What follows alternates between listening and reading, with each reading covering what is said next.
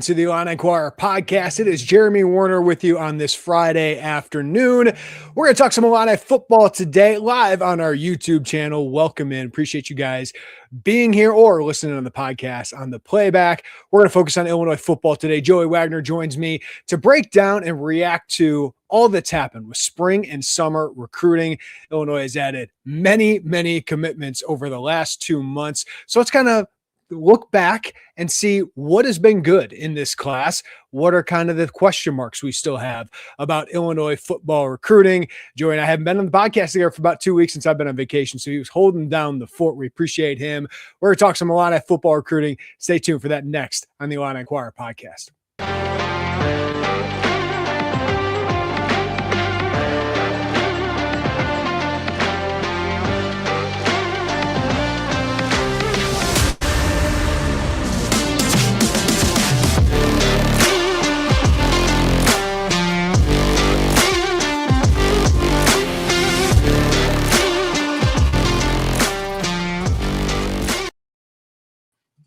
All right, welcome into the Illini Inquirer Podcast. It is Jeremy Werner and Joey Wagner. Haven't been together on this for a while. Haven't seen you in a while, Joey. How you doing, buddy? You are muted, Joe. We're back. Yes, we're back. Nailed the intro on that. It was good, man. It was nice to talk to Brad Underwood last week. We're starting to get into full football mode. Like the 4th of July to me is kind of summer is over because it starts to get position primers, which will start rolling out in the next few days. Then you get into Big Ten media days, which has grown to me, not to sidetrack, but it's grown. Like I'm always so excited to get there because like, yes, content again. And like we have shout out to Illinois. They give us very good access at Big Ten media days. I hope everyone appreciates the pods and getting a chance to talk to those players and know that. But then you sit in there for a little bit and it's like, oh boy, I don't have the patience. So like you see the Big 12 media days where everyone kind of has their head in their hands. We have all there's two things. We've all asked a stupid question that has made someone put their head in their hands, and we've all put our head in our hands. Yeah. That has no bearing on anything, but summer's over is really what I'm trying to say, and I'm excited to start getting to some real football stuff. At the same time, we're really in the middle of summer because like summer workouts have started for basketball, and Kyle and I podcasted about that yesterday. Go back and listen to that or watch that if you missed it. It was a great breakdown. And we have some basketball recruiting happening. We just had a huge month of football recruiting, which is why we're doing this podcast. But we're kind of in this dead zone when it comes to like, availabilities of like, the players just got back to campus. The coaches are out recruiting. Some of them in football are getting their vacations in right now. But we're kind of on the precipice of the start of training camp, which starts later this month or early August. We have football media days, as you said, coming up. But we don't get to see a lot or talk a lot with too many people. We got Brad last week. We might get him next week at some point. But, there's not a ton of that. So a lot of it's just kind of looking ahead. To what will be.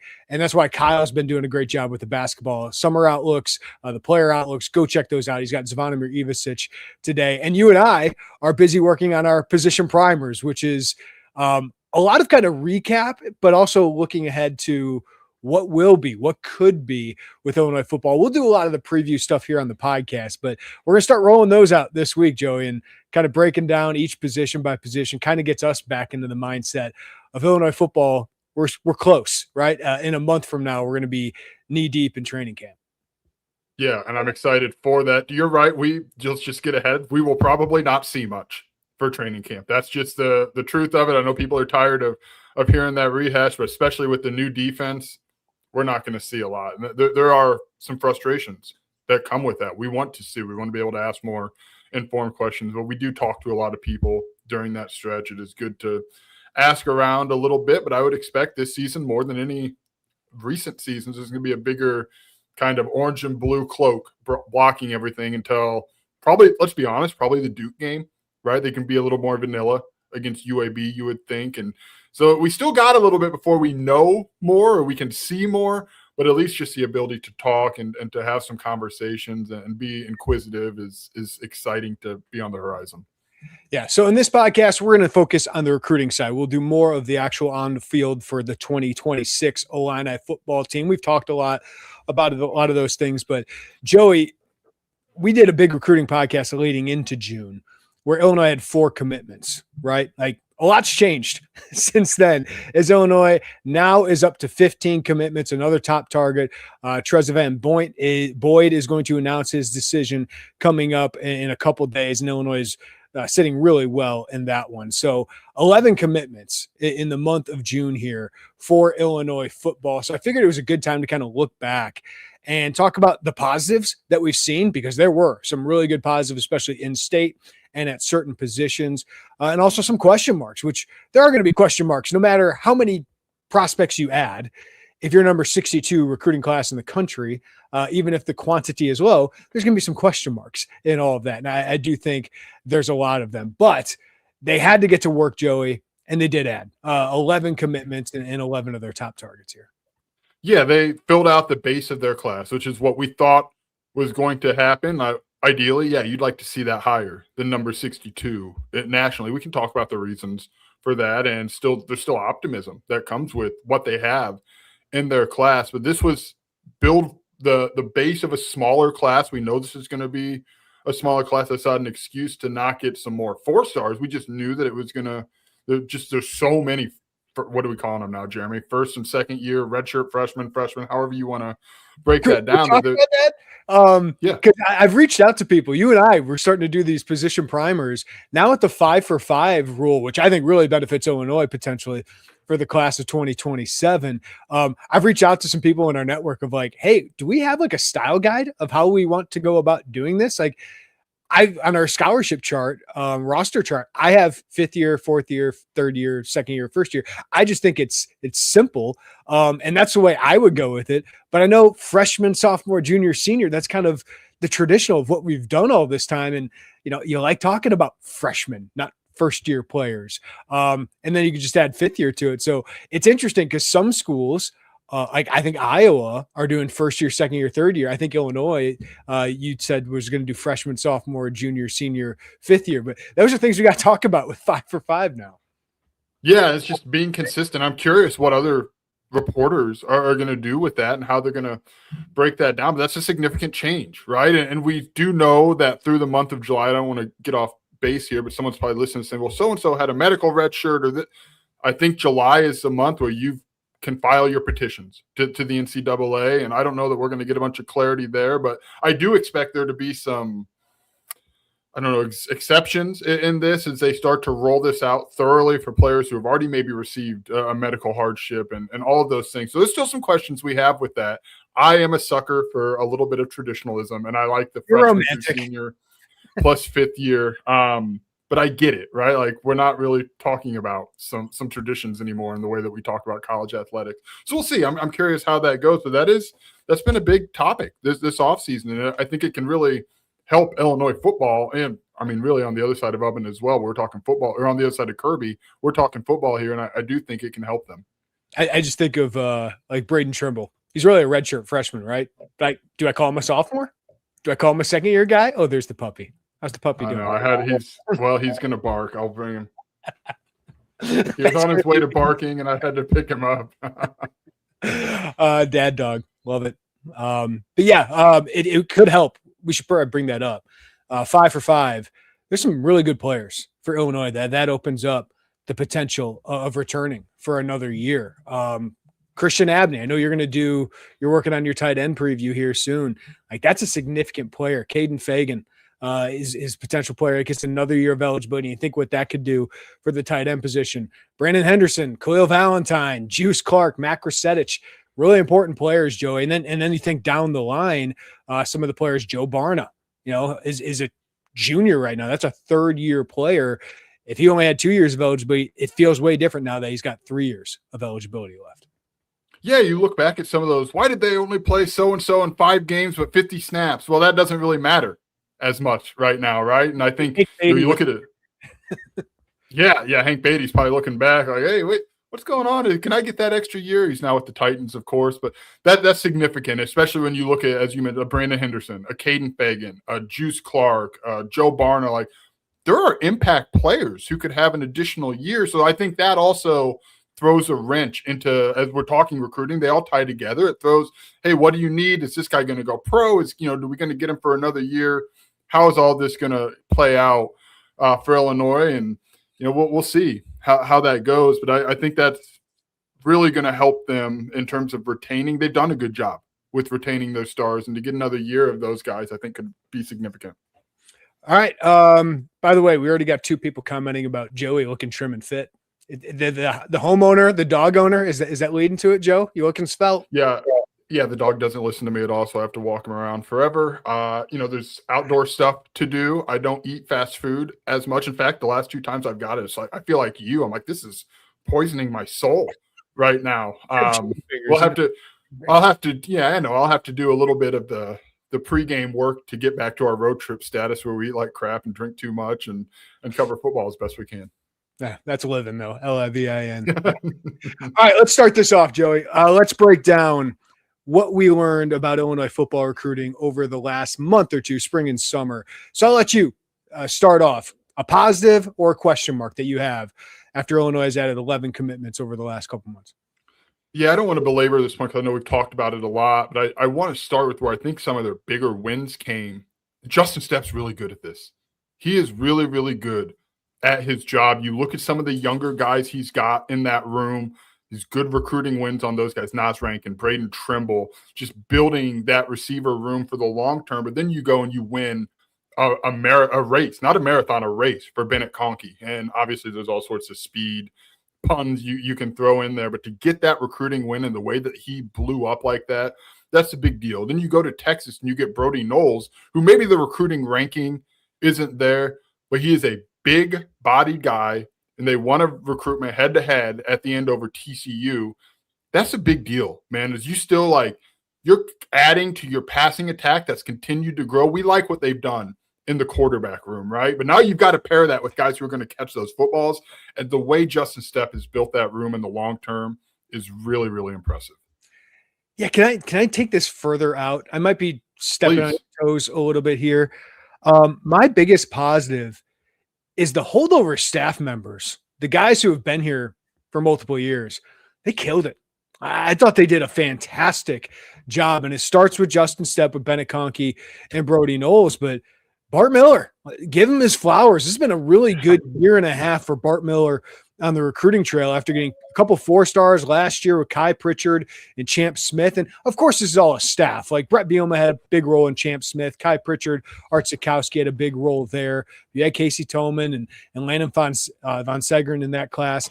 And then you follow up with 3 in-state prospects, 3 of the top 7 in-state offensive line with Mason Howman and Soren Pfeiffer, Gavin Erickson Staten. That's a really good class. And then Corey Parker was great on the defensive side so far. You've added Justin Johnson, Daryl Flemister, Tyrone Howard Jr. He was a big part of that recruitment. He's the lead for Boyd as well. And Archie McDaniel, getting some good linebackers, some Power 4 wins there with Sean Rice in state, Anthony James out of Texas. And then Art Sikowski has been a good recruiter. It's not his fault that Illinois lost out on Camden Lapati, but does a nice job of pivoting and really pushing hard really quickly for Slade and Shaq. So, you lost a lot of staff members, and we'll talk about that here in a minute. The new guys needed some time to acclimate. So you needed your holdover staff members, and that includes the recruiting staff of Pat Embleton, Nate McNeil, and all the guys under them. These guys did a really good job of hitting those positions and filling those needs because they got really good prospects at those positions. So just the holdover guys had to do well, and they did. Yeah, that's a way better way to put it than – Justin Stepp did a good job, but you're right. I don't want to overlook what Bart Miller, what Corey Parker, especially recently, you start landing some of those DBs, what Archie McDaniel did.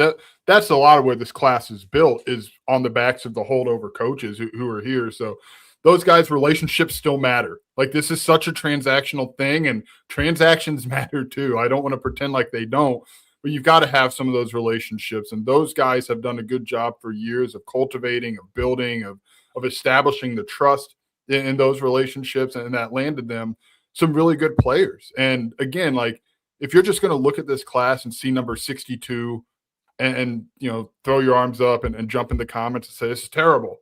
All right, but there's a lot of layers there. There's a lot of Power 4 recruiting wins over good programs. You're not just pillaging bottom of the ACC, bottom of the Big 12 programs to win these guys. You're going head-to-head with Iowa and winning Daryl Flemister.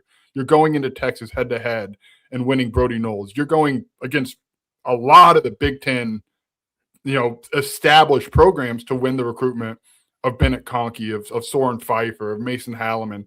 That stuff really, really matters. And no, the 62 is not sexy, but man, they've got some really nice prospects in there and some really nice wins. And if you want to base on, a couple of years, not a couple of years, it's been more than that, 8 years ago, it's like, oh, you're beating out Toledo and Central Michigan. That's a problem. But when you're beating out Iowa, when you're beating out TCU, when you're beating out some of these programs, you have to look at it the other way too. And that matters. Who you're recruiting against matters. On the flip side, I still got questions about this new staff, right?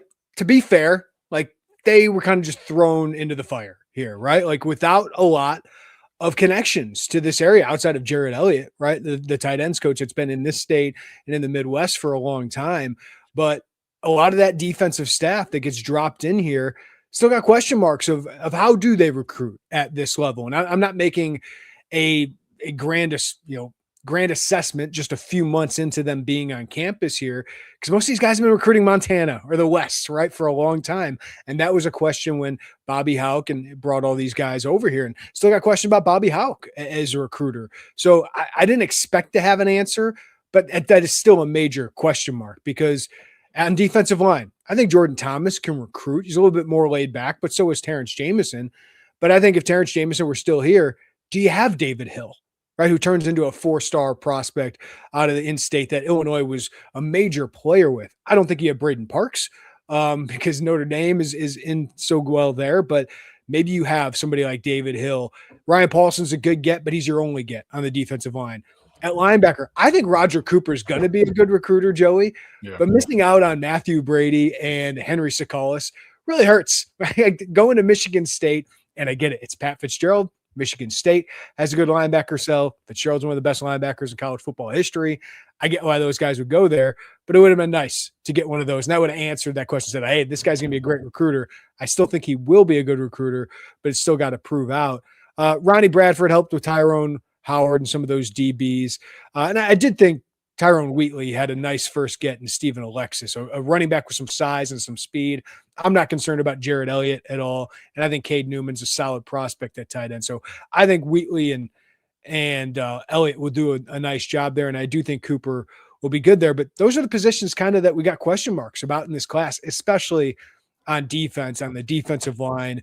And you would have liked to have added at least another linebacker there.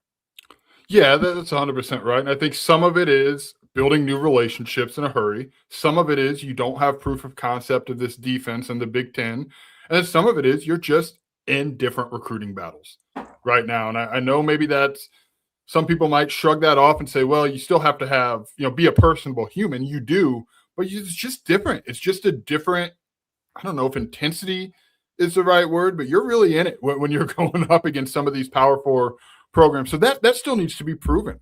And I do think, like, you look at the defensive line in particular, there's not a lot there in prep recruiting. I think that's less of an indictment on Jordan Thomas, not even less of a reflection on Jordan Thomas and more of a reflection on where they're going to go to fill those roster spots. That's probably the portal. So you don't want to load up on a lot of guys who maybe won't be ready to instantly impact when you need them to.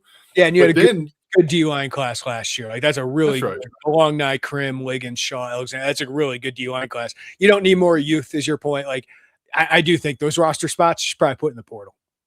Yeah, but 28 class, 29, now it's time to start restocking those shelves a little bit. And I think that in particular with the defensive line is where we're going to see a little bit more of how that all plays out. I will say, to your point, in the defensive secondary in particular, shout out to Corey Parker, because being that holdover and helping, being in the mix for some safeties, which isn't his position that he coaches primarily, but to be over there and help out and add a Tyrone Howard, who a fun story with him, if we could sidetrack this real quick, his high school coach, Chris Maragos. Brett Bielema coached him at Wisconsin. If you've listened to like one of Brett Bielema's press conferences, you've heard the story of him moving Maragos from receiver to safety. That led to an NFL career. Came up a lot and talked about Miles Scott. Does he bring up Maragos or Dallas Clark more often? Oh, I think it's Maragos. Because the opportunity was there with Miles Scott, right? Like that kind of all. But Maragos then convinced Tyrone Howard, hey, I know you like this receiver thing. I think you could be a really good safety. And he's very high on Howard. Of course, there's still so much development ahead for him, but Corey Parker had a hand in that, a big hand in that, and just that familiarity with the campus, with the way Corey goes about things. Like, I think that helped land Howard and, go into Florida and get him. So there's just a catching up process for these guys, and that's kind of what it's going to be when you make such wholesale changes on one side of the ball. That there's going to require some long-term relationship building, proof of concept, trust establishment, all of those things. Yeah, and I'm imagining for those guys that are coming from the FCS level, we're outside of Ronnie Bradford, right? Like those new defensive staffers, that's where they've been recruiting this entire time. And I know Jordan Thomas has done it at Boston College, but like it's a little bit different when you get thrown into a sped up process, one that includes a lot more money being part of the factor here in recruiting. And just as you said, like you're thrown into the fire immediately in an area you don't know, in a school you don't know, and a defense that is unproven at this level. That's a lot. So it's too early to make a call on that, but it remains a question mark. And I think we kind of knew this would be the case, but it did play out that way because, some of the recruits Illinois was in on well with the defensive line, and even some of the linebackers and DBs fell off a little bit because you had some guys who were really proven defensive staff members. And when you have this turnover, it leads to, I guess, some change in recruiting as well. Yeah, in terms of fit, in terms of comfortability, all of those things, it's not like, it's some of these players only fell off because of a new face recruiting them. Because there's enough with Pat, with Nate, with with Corey, with some of those holdovers. There was enough of a relationship there that you can. But I think the scheme, right? Maybe they don't see themselves as a fit. Maybe Illinois doesn't see them as much of a fit. All of those things kind of factor into this, and you make that move. And let's be honest, Brett Bielema and that move ultimately ended up happening in the time that it did, which was after the first of the year. That puts you behind, however you want to imagine Aaron Henry's exit, whether that was, mutually, kind of, hey, maybe you should look for something, or maybe he just, however you want to view that. Illinois has been adamant that Aaron took this job at Notre Dame. So that's what we've heard. Right. But like, because of when that happened, it put you behind at least a month in terms of continuing some of those relationships by the time you hired, got new staff in. Well, it didn't happen on January 1st. This happened on February 1st, right? So I couldn't remember. I remember where we were. I couldn't remember when we were. I remember it was my birthday because I was in Nebraska when we did the podcast. I had to be in the hotel doing the live podcast. So, they knew they were going to make a scheme change, and it seemed to coincide with Aaron Henry leaving for Notre Dame. So, that's the big one I have. Joey, what do you got next? But so the point being, if you make that, which I guess the bowl game ran late, but even if you make that January 5th, right? Now you've got more time to just really, really build that up. Yeah. My next big takeaway, I do like the pivot at quarterback. Ultimately, you wish you didn't have to pivot because Camden Lapati is a very, very talented prospect. And shout out to Art Sikowski for the eval, for getting him on board, and for Barry Lunny for making Illinois a quarterback-friendly place. But the way recruiting goes, quarterback recruiting, that's done early, man. Like those things happen. There's oftentimes the first commit in the class or one of those first commits because the timeline is different. So to pivot, get a guy in Shaq that you believe in, that you like his competitiveness. Will it all play out? Will he be a starting quarterback at Illinois down the line? I don't know, man. I don't know. You don't know. We'll see how all that plays out. But you got a guy with talent, with the right makeup to come in and get a late pivot on that. It's as much about getting quality at the time they did than anything else for me. And I think that speaks volumes to what Illinois is. Like, I think Shaq, if you would have left that on, there may have been a few more power forwards that sniffed around on him. We know Oklahoma State was in that mix there, but to go in and close that down, that tells me a lot about Art, and it tells me a lot about the way that quarterbacks perceive the Illini offense. Yeah, listen, Shaq only had offers. Ole Miss had offered early, and they took two other quarterbacks. Oklahoma State offered late in the process. So this was not a highly, recruited power four prospect. So there are questions about him. He's not the biggest guy, right? He's not the fastest guy. He does have a strong arm. His mechanics are great, and he is a hell of a competitor. And, talking with him, I think he's got some charisma to him as well. He's been a winner at the high school level. So I think he's got the arm talent to do it, but there's some traits of why he wasn't a Power 4 prospect. But the two other Power 4 schools that offered him are coaches. Like Lane Kiffin knows quarterbacks pretty well, and he was at Ole Miss when he offered Shaq. And then Morris, I mean, this guy's been a quarterback whisperer for a long time. Patrick Mahomes, Baker Mayfield, Mestamaker now, who transfers from North Texas. Cam Ward, he recruited to Incarnate Word, right? Like this guy knows quarterbacks. So the fact that he offered him gives me some real hope about Shaq, but he at least gives you depth and some competitiveness in that room, because over the next year or two, we're really going to see what Carson Boyd and Michael Clayton are. And you add Shaq to that to compete with those guys. So I think it was a solid pivot.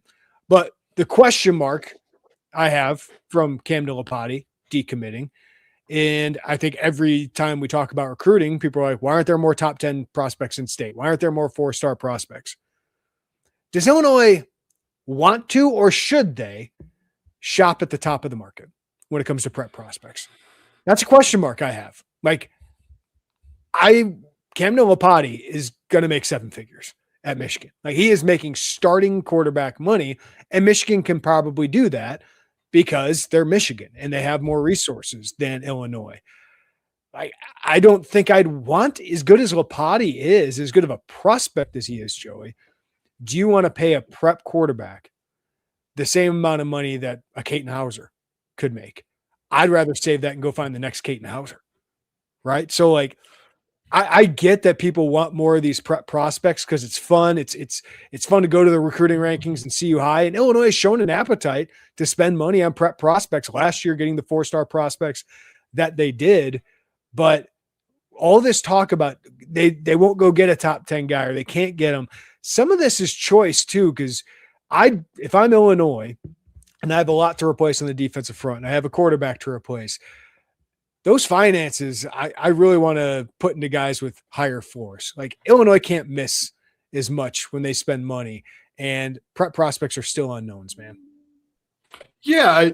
Do they want to? I'm sure. Should they? I don't know. If this CSC, if all this can find its way to some sort of level, yeah, of course they should.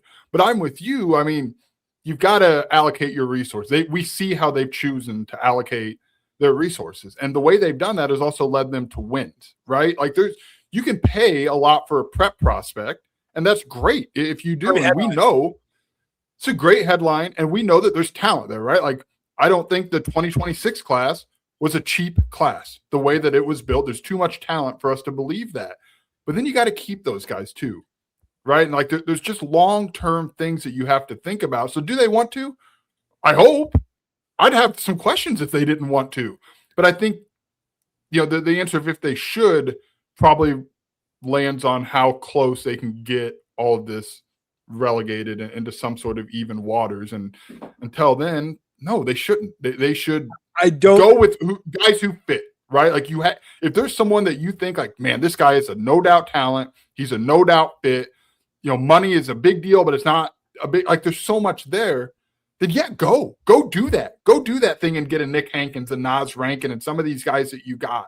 But don't force the issue because you feel like you need the headline. I think is maybe the way I hope makes sense. Yeah, the way I've started to think of college football now, because it's professional sports, is baseball. Like, you got the Dodgers, you got the Yankees. Illinois is not that. Doesn't mean they can't win.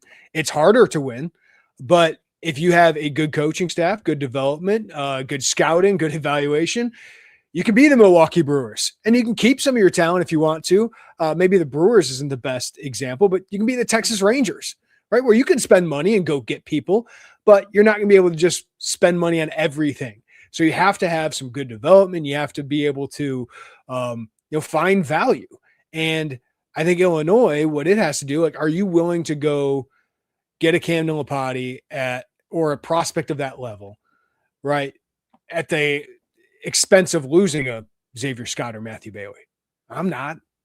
You know what I mean? Like, I'd rather have those proven players, or at the expense of getting a Caton Hauser next year. Like, they could just go do that again. I'd rather go get that proven transfer, even if he's down a level, than riding it all on a freshman quarterback, because Nebraska just did that and it did not work out very well. Yeah, it's tough because I don't want to come off as like, no, you don't need top talent. Of course you do. And of course it can elevate your ceiling there. And the simple, easy. I mean, it's either Congress helps or you raise more money, right? If you can keep getting more money and you have a little bit more, that you have margin for error, I guess, or you can. We have to assume like they are trying, like that is like basketball is doing just fine at the top of the market, right? Like I don't think like the effort of getting more money or desire to spend money, like Illinois football has an expensive roster, right? Like it's an expensive roster. It's just not as expensive as Michigan, Ohio State, Oregon. Right. And that's the thing. If you want to keep, and I also think they're trying in some capacity to get some of these top 10 guys. It's just a matter of how far down the road does it get before you realize like, maybe this isn't going to work. I don't know. I'm really hesitant because I don't want to come off as some sort of like, don't worry about the top 10. What's that matter? Because it matters. And 4-stars matter and stars matter, and getting the right fits who also are talented and 4-stars, all of that matters. But it can't just be you look at it and say, well, they're not getting 4-stars. Now what? Like retention has been a big part of Illinois doing what it's done the last 2 years. It's been the transfer portal, quarterback transfer portal has been a big part of Illinois doing what it's done the last few years. So I don't know, man. Like, you got to get talent. Yes, because you got to get more 4-stars, right? Like that's important for them to do. They got a bunch last year. Now you got to retain those guys, which they did with Valentine. They did with Malik Elzy for 3 years. Didn't end up working, but they were able to retain him. Gabe Ackes is a big recruiting win. I know he wasn't a 4-star, probably should have been by the end of the thing. They were able to retain him, like Nick Hankins, Jacob Eberhardt, and Nas Rand. Those are guys you're going to want to retain. They've done that with guys like Khalil Valentine. They've really supplemented it really well by finding really good transfer quarterbacks, going out and getting transfer offensive linemen. They've done really well with that, and finding great evals like the Matthew Baileys and Xavier Scotts of the world, even Gabe Ackes. Yeah, I think the way, as I sit here, if you're not going to be in the top 10, you need to continue in terms of recruiting the state. You need to continue to nail your retention like Illinois has done. And we say that in an offseason where the defensive line they did not retain. And I do not believe that was all scheme change. That's you and I, we're smart enough to know that wasn't 100% the deal. Kunin and McCollum were surprises. Yes. I think you can go down. Doesn't mean that like Durjaye wasn't a loss, but maybe you had a little bit more of an expectation for him or Jeremiah Warren or however, that shakes out. But as long as you're retaining the guys that you've developed who are productive and helping you win games, then you can stomach a little bit more of living in that 15 to 30 in the in-state rankings and popping a few top 10 guys when you can do that. But sorry, whenever we talk top 10, I always have to do this caveat. Caden Fagan was a top 10 prospect with an 89 rating, which was a 3-star in his class. He was like number 8 in his class. He'd be like number 18 or 19 in this class. Like that's where like the top 10 thing, like I get it. That's right. It's clean. Justin Johnson, Mason Halliman, Bennett Conkey, those guys are not top 10 this year. They would have been top 10 in previous years. I just want to throw that out there because every time in a lot of previous years too, right? Yeah. Like it just so happens that this year, the 27 and 26 classes have some really, really good talent, including in the state of Illinois. Yes. Trey Taylor and Israel Abrams, like those guys are 5-star talents. And you went for Taylor, right? But Nebraska, I think, went for him a little harder. Yeah. So like, I'm glad you brought that up, that like the top 10 is very clean. It's also not very consistent in terms of that, but you want those guys. You want to get your Nick Hankins of the world who, I think Nick Hankins is going to be a pretty big stock up guy when training camp starts is my guess. But you also want to keep your Xavier Scotts who was not a top 10 in Florida. He was not a 4-star prospect. He's a pretty damn good football player who's going to go to the NFL, who's helped you win some football games. If you can retain him because of what you've developed and you're identified, that still matters to me quite a bit too. And, ideal world, the next step for Illinois, Jeremy, is you blend both of those.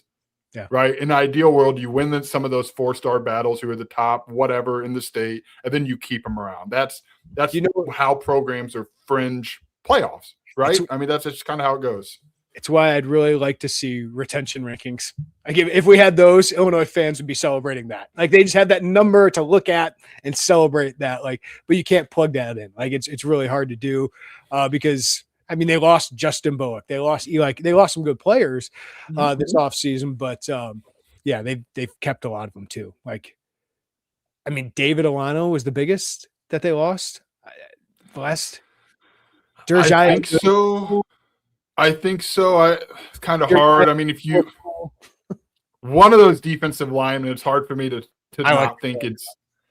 Yeah, I think McCollum is probably that guy. Based on one, I think he would have had success in this scheme, and two, you really could use that guy. I mean, I think he's probably number one for me, and we'll see what that looks like for him at A&M. But yeah, he's one, and David Alano is probably two. Yeah. But even a guy like Caden Fagan, like lost his role, able to keep him. Like that's pretty impressive. All right, you kept Johnny Newton. You keep all of these guys. Like, come on, like that matters too. And then Luke Alt, it's over now. Like we talked about it. Luke Altmaier left a lot of money on the table last season in Champaign. He left a ton of money on the table in Champaign. That doesn't happen on accident. So yeah, you want to be frustrated about this over here, some recruiting. Okay, I understand where you would want more, and that's fair to want more. That's programs push by wanting more. But you can't ignore what you've done and who you've kept and how you've kept them with relationships, with proof of concept, with success, with all of those things. And also, let's not pretend Luke Altmaier left money. Wasn't hungry either. Right? So I think, but that can also be true. Yeah. All right. I'll go with another one here. You mentioned it quickly. Illinois dominated the state of Iowa this past month. I know Iowa State, Illinois should be beating, but you also beat Iowa in a lot. Like Keon Thomas and Jake Tice went to Iowa. So Iowa did win a couple. But Bennett Conkey, Mason Halliman, Daryl Flemister, you beat the Hawkeyes head-to-head in all of those. And then Iowa State, you're able to get Ryan Paulson, Cade Newman, flip Gavin Erickson-Staton. So for all those people that are in Western Illinois, kind of on that border with Iowa fans, you can or Iowa State fans, flex your muscles there a little bit. Illinois did a really good job going up against the state of Iowa. And Newman and Paulson, I look back, Joey, first guys that could be letter winners that were prospects from Iowa in more than 30 years. Like Illinois just does not win a lot of Iowa prospects. So the fact that you got a couple good ones is a good sign. Yeah, and I think in particular, looking at your wins over Iowa, because Iowa State's got a coaching change, there's still some question marks about that, and it's just not as established as it was with Matt Campbell there running the show. He's now at Penn State. You should beat Iowa just based on body of work for wide receivers, right? Like that should be assumed just what Illinois produced versus what Iowa's produced. But when you beat Iowa for offensive linemen, when you beat Iowa for defensive backs, that kind of speaks volumes to me. And that's Bart Miller with Mason Holloman. That is Byron Bell with Mason Holloman. That's Corey Parker with Daryl Flemister. You beat George Barnett's a good coach. He's a good recruiter, the Iowa offensive line coach. You beat him. You took a recruit away from Phil Parker.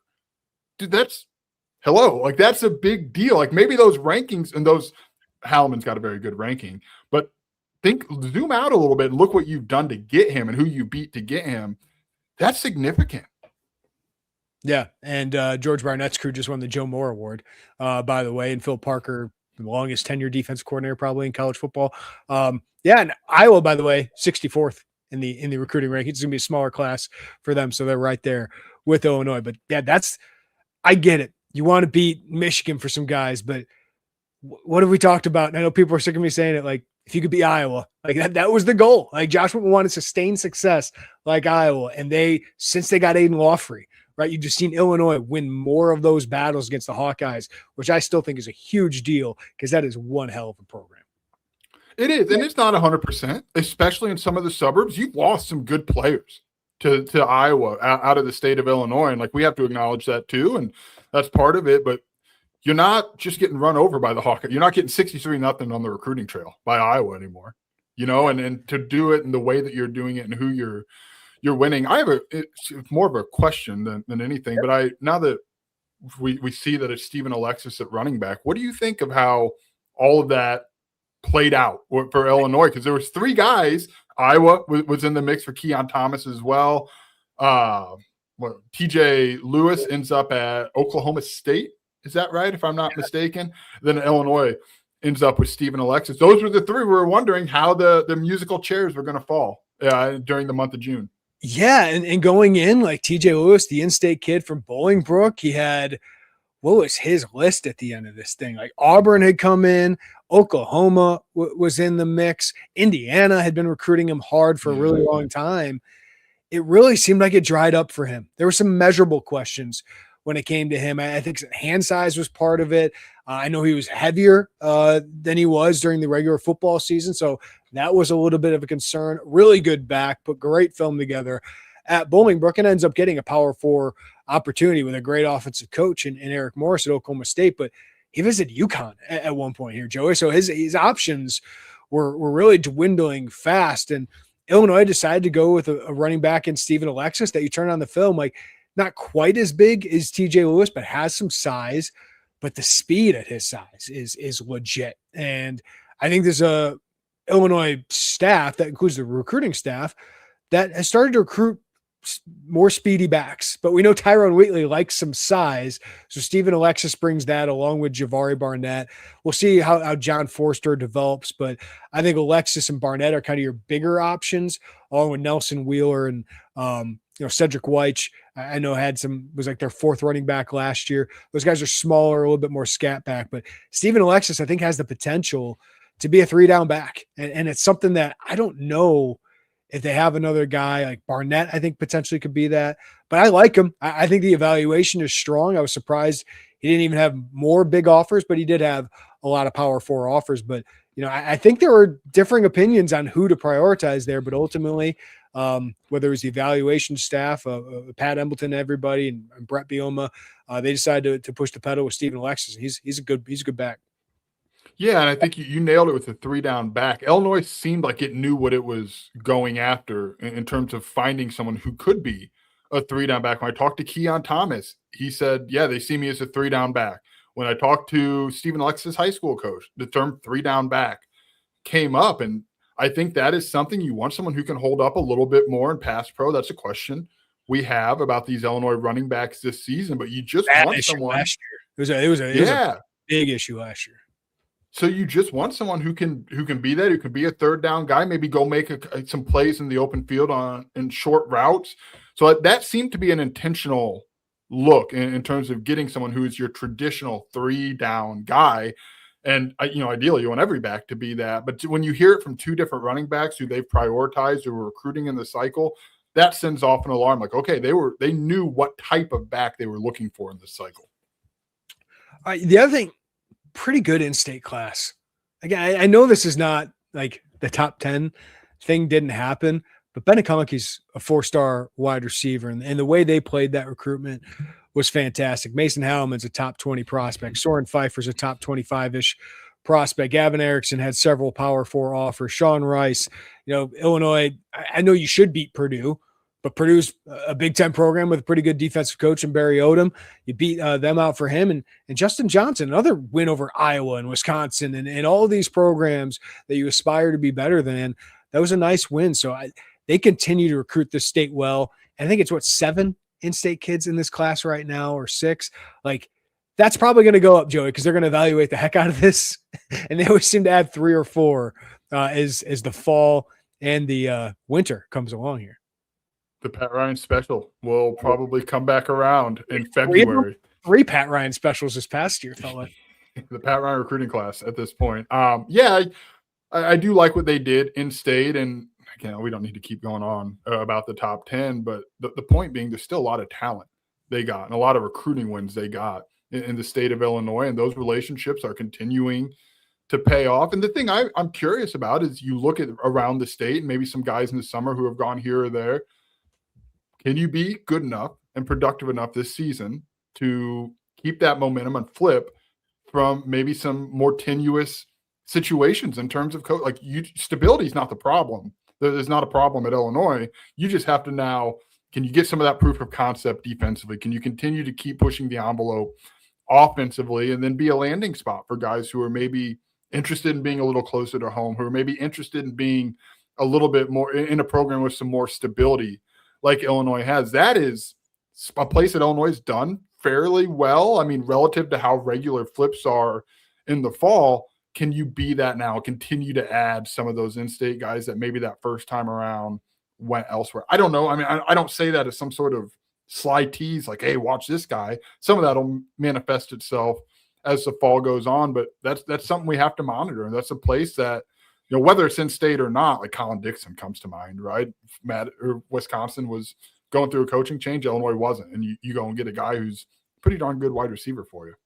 Yeah. The other little thing I would point out, Illinois get back into Texas, and we thought this could be the case when they hired Justin Stepp, who coached at SMU, and Archie McDaniel, who's, you know, played at Texas A&M, was coached at 4 different schools in Texas.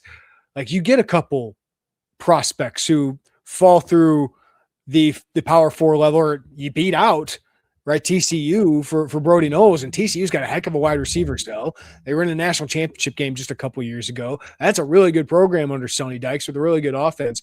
To beat them for a wide receiver, and then to pull Anthony James out of Texas, like, I'm not saying all the Texas schools are going after him, but that's what you can get some of these good prospects out of potentially the best state for high school football. I mean, Florida, Texas, I know Louisiana per capita might be the best, but like California, like, those are the schools that produce all these players, and they can't get all of them. Like, all the Texas schools in the Power 4 level can't get all of them. So if Illinois can get some of those guys who overflow out of there, we've seen it help Illinois. Calvin Avery and Casey Washington under Lovie Smith. And I know Marquez Beeson didn't turn out, but that was a big recruiting win to get him out of there. So to see that investment of time out of Texas is positive, because the staff will tell you, like, they got a direct flight to Willard Airport from Dallas every day. So like that helps, because Oklahoma State might be closer, right? Or a program like that, Oklahoma might be closer, but when you got a direct flight out of Dallas, it makes that trip a lot easier for that player and for their parents. So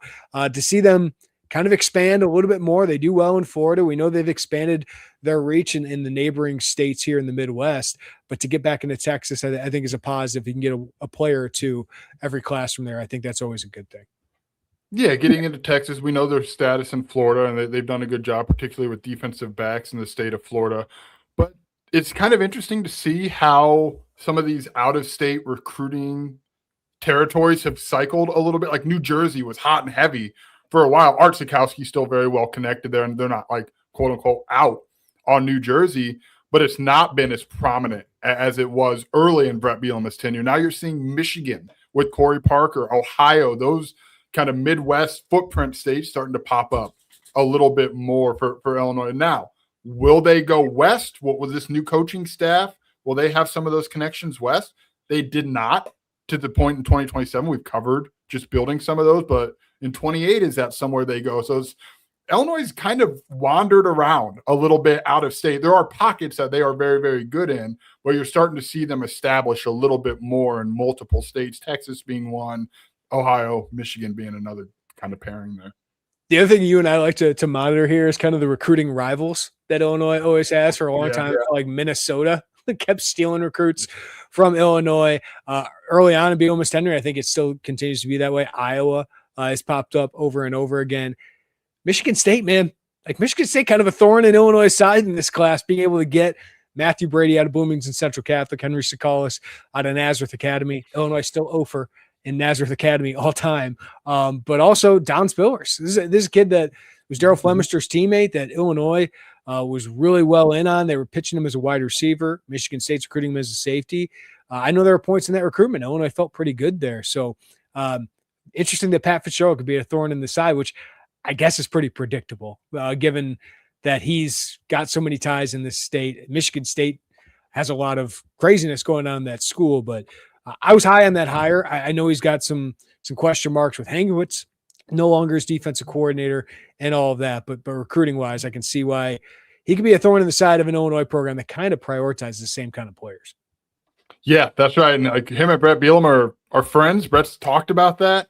Well, you got a friend who's recruiting similar players at a program and that, out of a state that he knows very well. So yeah, you've seen like for a while it was Iowa a lot. Then it got a little quieter on the Iowa front. Now Iowa circled back around a little bit more. So I think you look at programs, there's a very similar, recruiting profile in terms of what you're looking for that touches Iowa, Michigan State, Minnesota. We'll see where Indiana fits into that, like because Indiana almost overnight went from like in that same neighborhood to now this national contender. So they came up a little bit, more. Soren Pfeiffer had an Indiana offer, TJ Lewis early on with Indiana, but we'll see how they play out. Like, I don't know that you'll see a lot more Purdue because it feels like Illinois is in a different Big Ten level. But like when it was Ryan Walters, it was like back and forth. And now, and geographically, there's a lot of overlap there. But now, I don't know that you'll see a great deal of them. Michigan, remember Michigan for a while was really right there with Illinois. That's kind of tapered off a little bit. We'll see how much that goes. Illinois was not winning many of those. Jimmy Rolder, Trey Pierce. That's right. Yeah. Did they win any? I don't. Jair Hill. I mean, that should not be like the biggest surprise, right? Michigan at that point is winning national championships, and it's Michigan, but that was a school that like sneaky came up a lot. Yeah, Deacon Tanielli, all of these in-state kids. It was like, Michigan's involved yet again. By the way, you brought up Indiana, 45th recruiting class in the country. It's interesting.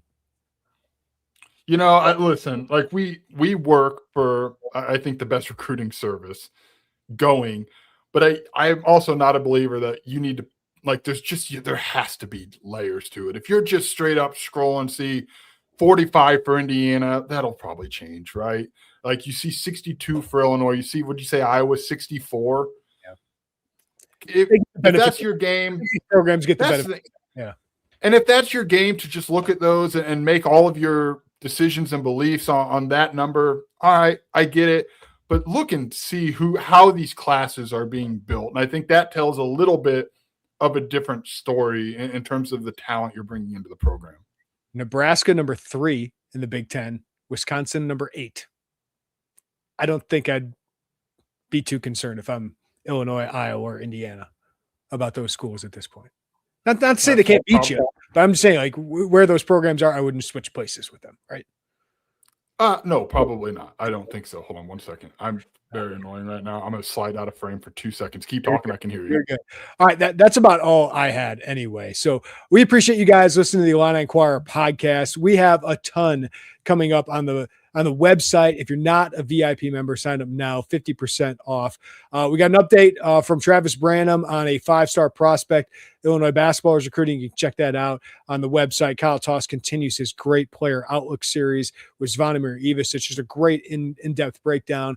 And this weekend, we'll start with our position primers. I got quarterbacks, so he's got running backs.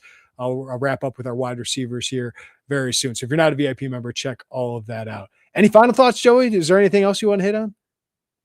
I got nothing to do. I'm just ready to talk football. I'm very excited for media days, and I need you to bookmark this with me saying that because I'm sure the night we get back to the hotel in Chicago after media days, I'm going to be probably on one as I typically am and annoyed and running way too hot for something that doesn't need to be. Remind me of this.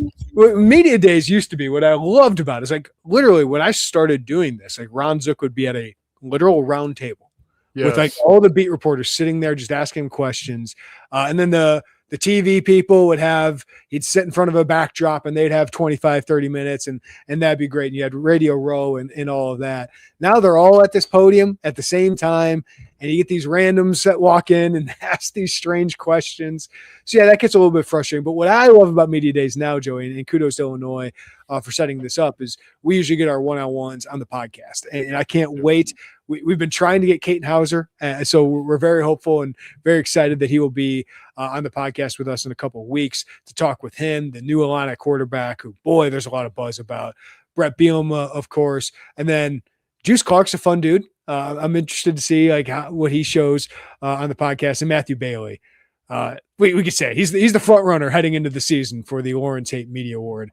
Could have made the case for him last year. He just was going up against one of the best I've ever covered in Luke Altmaier.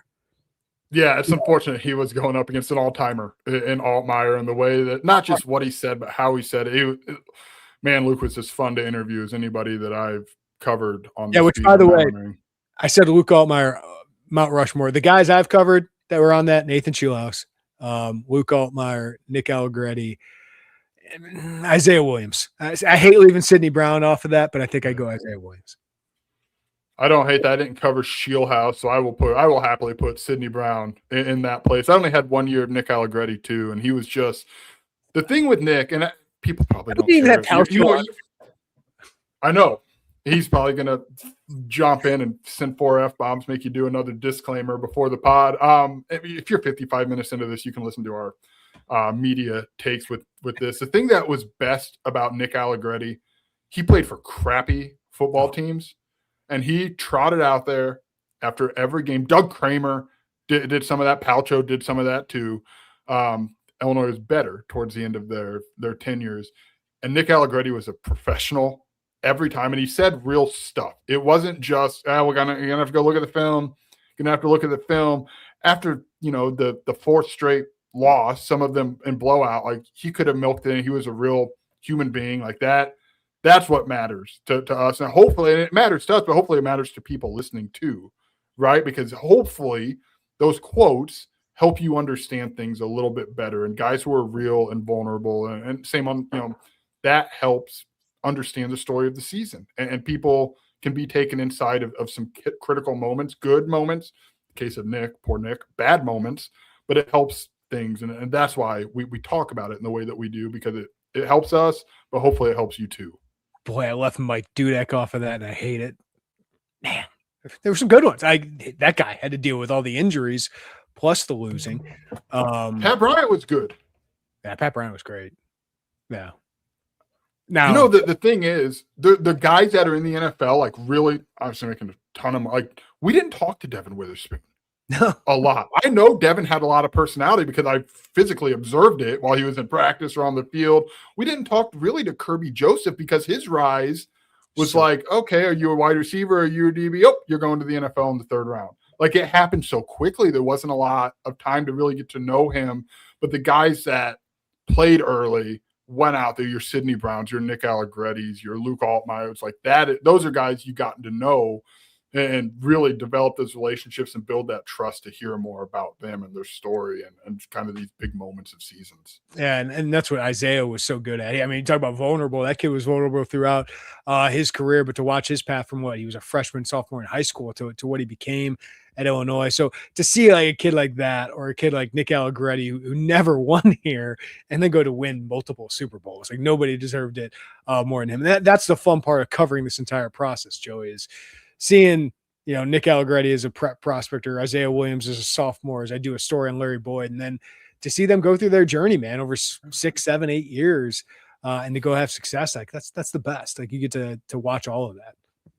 Yeah, it's really cool. It's why we, it's changed a little bit because the schedules, our lives are just a little bit different. Guys visit campus like every week now, it seems like. That's why you go on a Friday night to watch some of these guys play high school football, to get to know what they mean in their community, to get to know their stories, their families. And it's all those things that allow us to come on a pod for 58 minutes and talk about things beyond just, we spent a lot of time talking about the top 10 today, but beyond just some of those numbers, to get to know these guys. I think that's what makes us better. And hopefully it makes people listening better informed about the team they're watching. Yeah, and as fun as basketball is, like, and David Mirkovic and some of the personalities we got to cover, like it's quicker with them, right? Like that, it's almost like speed dating with them. There's always feels like there's a little bit more distance with that. In football, you kind of get to know these guys over multiple years, so it's really cool to be able to tell their stories. And the other side of basketball is when it's different than football because there's just fewer basketball players, especially who play meaningful minutes. So like while we don't talk to them a lot during the recruiting process because that happens so quickly, during the season it's like, hey David, it's the 10th time in 2 weeks we've talked to you, but like you get to know them a little bit more in that way. Whereas football, there's so many more guys to cycle through in terms of meaningful moments, and that's okay too because there's like big moments that happen with guys who maybe aren't the stars that you want to talk to them. So it kind of is a give and take a little bit, but hopefully it helps people learn their athletes that they watch a little bit better. Yeah. All right. Good stuff. We appreciate everybody watching on our live YouTube channel. Hit that like button, subscribe, and hit the notifications bell before you get out of here. We got plenty coming up at Illini Inquirer. If you're listening on the podcast, give us a follow, rating, review wherever you get your podcast. But for Joey Wagner, I'm Jeremy Werner. Everybody have a great day. Take care of each other. And we'll talk to you next time right here on the Illini Inquirer podcast.